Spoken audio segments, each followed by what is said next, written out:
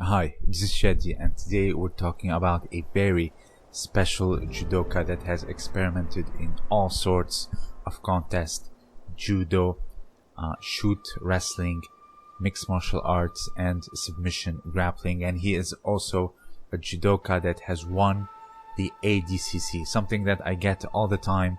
Why aren't there judokas in ADCC? They can't win. But he is living proof that it can be done. His base or foundation of judo clearly helped him. He went on against the greats like Saulo Ribeiro, Hanzo Gracie, and many others. So this is Sanae Kikuta, one of the most underrated judokas in my opinion. So Sanae Kikuta was born on September 10th, 1971. He is currently 49 years of age, still competitive in mixed martial arts in the welterweight division. So he has competed since 1996 in everything, including UFC, Pride, Pancrase, Dream, World Victory Road, and Deep Shuto Vale Tudo Japan. So his foundation is mainly judo and learned under the legendary Toshihiko Koga. So he started very early in life training judo, winning his state's championship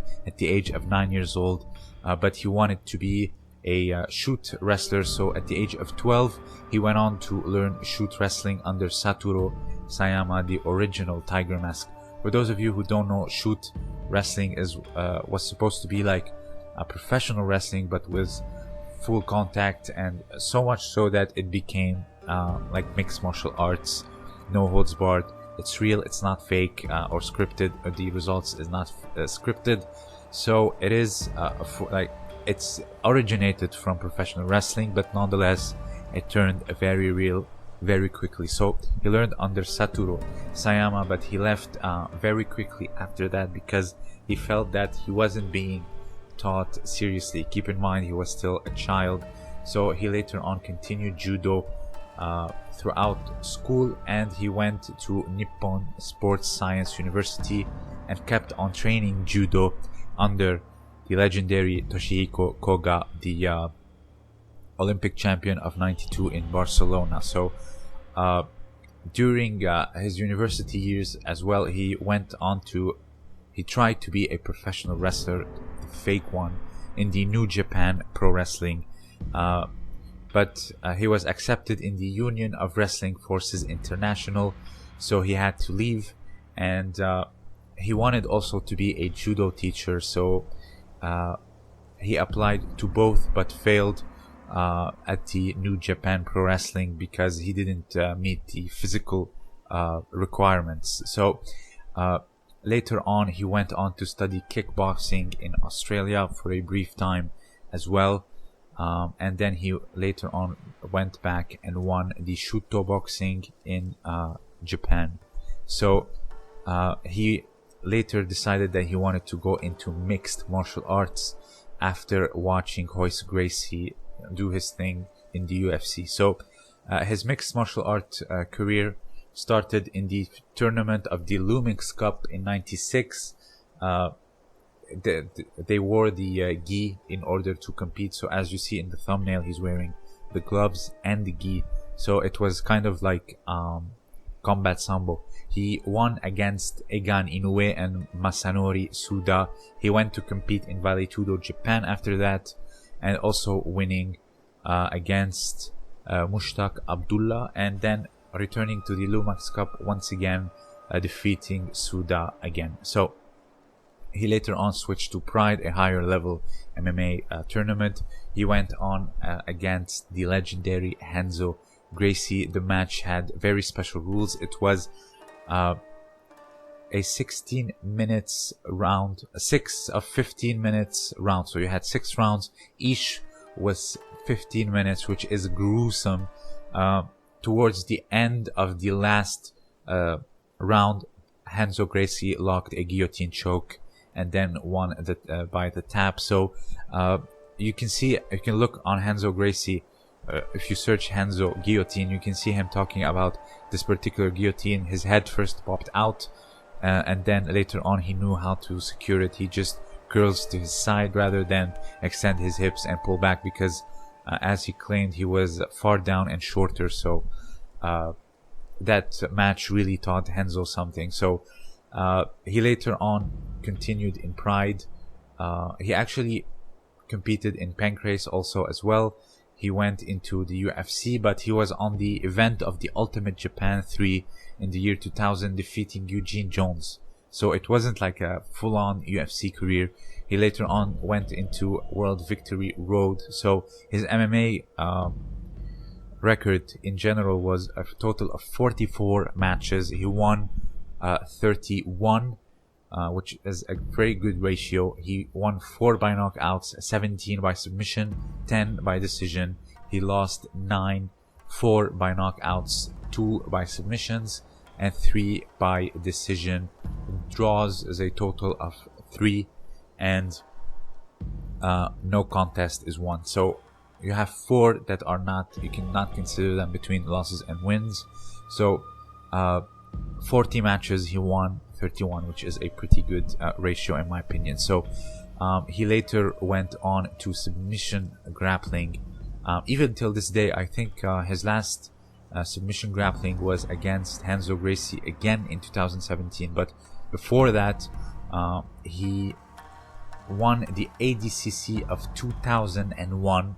He won against Evan Tanner, Chris Brown, Egan Inoue again. Egan Inoue is actually a BJJ black belt. He's not a judoka. And in the finals, he met up with Saulo Ribeiro, the multiple-time world champion gi, no gi, Pan American, and ADCC champion in both 99 and the 88 kilogram. He was dethroned by Kikuta himself. He won the final by points. So everything else, the 3 matches before that, he won them by submission. He later on went in the 2017 ADCC in the 88 kilograms. Obviously the veterans. He met up with Renzo Gracie. It was just 1 match. Renzo won by a slight advantage. He claims that Kikuta was very static and defensive. I disagree. If you see here in the highlights and the match, you can see that he took him down with Ochigari. He even took Renzo's back. So no, it wasn't the case from what I saw. So all in all, he's a very well-rounded grappler, and that's the thing. He won the ADCC and has a very incredible MMA record, 44 matches. So and he's not even like an All Japan champion in judo. He's not even or participated in the Olympics, or a world champion, or participated in the world championship.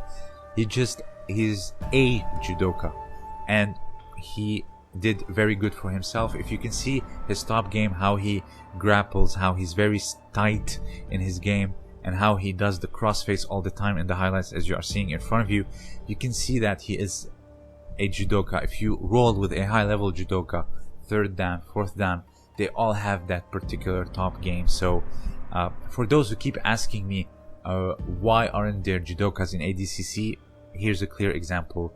Now, why doesn't it happen very often?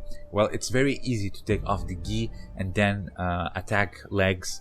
Yuki Nakai has done it. Kikuta has done it, winning by leg locks. You see him doing heel hooks and ankle locks. So obviously it can be done. Imagine someone with Shohei Ono's strength and lower body, like these monstrous quads. First of all, good luck tapping him with a leg lock, and 2, good luck taking him down. So obviously they can do a lot of things, but that's not the issue. The issue in judo, obviously we talk about leg grabs, leg locks all the time, but that's not what makes or breaks judo. When it comes to fighting, they still have that upper body control, they still have that resistance. And go tell a wrestler that it doesn't work in MMA or ADCC because they don't have submission. Obviously that's not the case. Look at the wrestling champions in UFC or any other mixed martial art organization, but that's not the issue. The issue is the IJF. Now the IJF does not permit competing in any other sport. It's like, last time I checked, it wasn't a cult, so I don't know why that rule even exists. One example, last year he was the current world champion Guram Tushishvili. He participated in something that's a heritage of his country, Georgia. He participated in a Chidaoba wrestling tournament, and he was banned for 3 months from competing on the IJF World Tour. Now, to me, that's very absurd. What if I like swimming? What if I like golf? What if I like to box? What if I like to play basketball? So, last time I checked, the IJF is not a cult or my wife. So, this is what really takes away from judo. First of all, the rule is obviously absurd, and second, obviously someone like Maruyama, Shohei Ono, any of these high-level strong judokas, Guram Tushishvili, etc., if they go into ADCC, I'm sure they're gonna have very decent results, if not very great results. But first of all, they're not allowed, and two, imagine if they were allowed. If they were allowed, that would obviously make judo even better, because first of all, you are showing the efficacy. Ronda Rousey was a great ambassador for judo, what she did in the UFC. So how do you say, prohibiting them from competing really shoots judo in the foot. That's basically what they're doing. And it's not the leg grabs or the leg locks. We can argue about them all day long. Some people will say, you know, when you ban leg grabs, you're going to be very specialized in kumikata and upper body throws, and they're going to become more monumental and beautiful. And I agree, because look at Greco-Roman wrestling. They have the most monumental throws compared to freestyle wrestling, which are allowed to grab barely everything. So, and when it comes to leg locks, some people had reconstructed ACLs, etc., and they don't want that. They don't want to compete in that, and I understand. So, leg locks, leg grabs are not what makes or breaks judo. It's the fact that they cannot go and show what they are capable of anywhere else, unless they are retired, so they're basically past their prime, or after mid-30s and after decades of competing in judo. Not everyone has the energy or the will to go into ADCC, submission grappling, or MMA, so they have to be mid-20s and onwards. So it's really a shame that they have this absurd rule. That's all I can say. So if you have anything else to add, please share it down below. Also, consider supporting me on Patreon. The link will be in the description. If you have anything else to add, let me know down below. This was Shadi, and thank you for listening.